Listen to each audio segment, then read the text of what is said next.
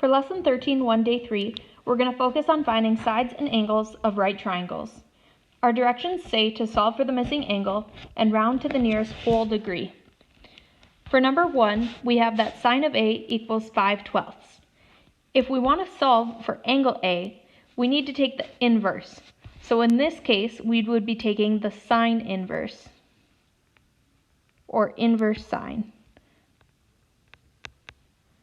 So that looks like this, a sine with a -1 in the exponent.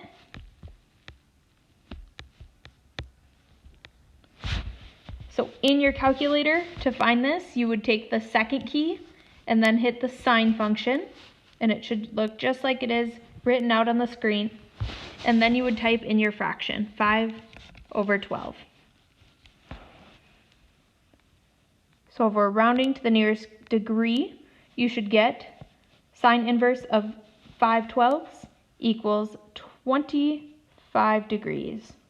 So angle A measures 25 degrees. Let's try another example. This time we have tangent of B equals 6/7. So this time, if we want to solve for the measure of angle B, we need to take the tangent inverse of 6/7.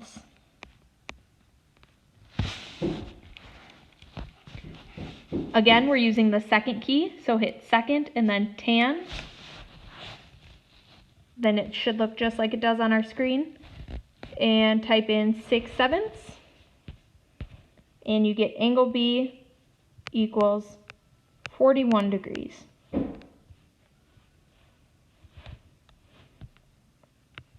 All right, next up we're going to find some missing angles using the triangles given below and round your answers to the nearest degree. So for number 3, you can see a question mark in this acute angle over here. So that's what we're trying to find. We are given some sides. So across from our angle, we have 22. That would be our opposite side. And then we also are given 31, which is the leg that is next to our angle. So that would be our adjacent side. So since we have our adjacent and our opposite, that would mean that we should use tangent. So just think of SOHCAHTOA.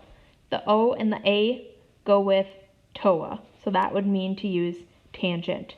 So I'm going to call my angle X, and I'll say the tangent of X equals my opposite side over my adjacent side. I know my opposite side is 22 and my adjacent side is 31. So now this example looks exactly like the previous questions that we did on the first slide. So if we want to solve for angle X, we would need to take the tangent inverse of this fraction. So go ahead and type that into your calculator and round to the nearest degree. So second tan, 22 divided by 31. And you should get angle X equals 35 degrees. Let's try number 4. Circle your acute angle and label the information we are given. We've got across from the right angle, 24 is our hypotenuse. And then 7 is the leg that is touching our right angle, so that would be the adjacent. So in this case, if we're using the A and the H, we would want to use cosine. So cosine of our angle equals the adjacent side divided by the hypotenuse.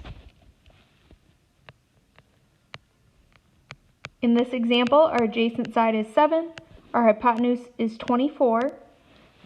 So now if we want to solve for angle X, we need to take the cosine inverse of 7 over 24.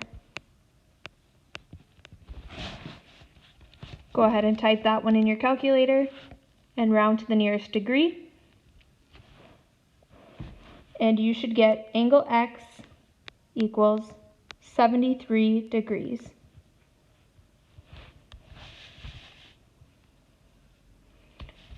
Up next, we have number 5. Circle our acute angle we are given the opposite side, which is 23, and also the hypotenuse, which is 25. So since we're working with the opposite and hypotenuse, that would tell us to use the sine function. So we can say that the sine of angle x equals the opposite over hypotenuse.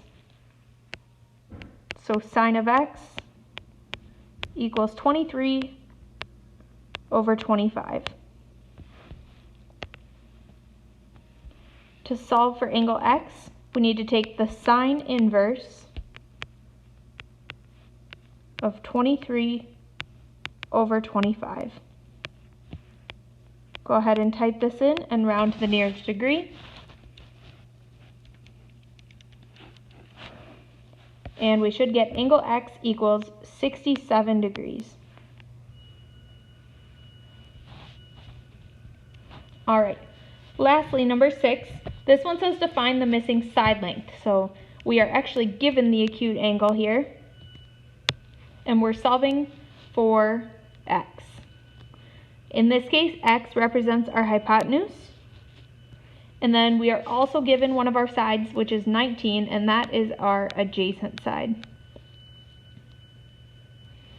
So since we're working with the adjacent and the hypotenuse, that would tell us to use cosine. So we can say that cosine of 28 degrees equals our adjacent side, 19, over our hypotenuse, which is x. Now if we want to solve for x, we can start by multiplying both sides by x to get that out of the denominator. So we have x times the cosine of 28 equals 19. Now we can divide both sides by cosine of 28.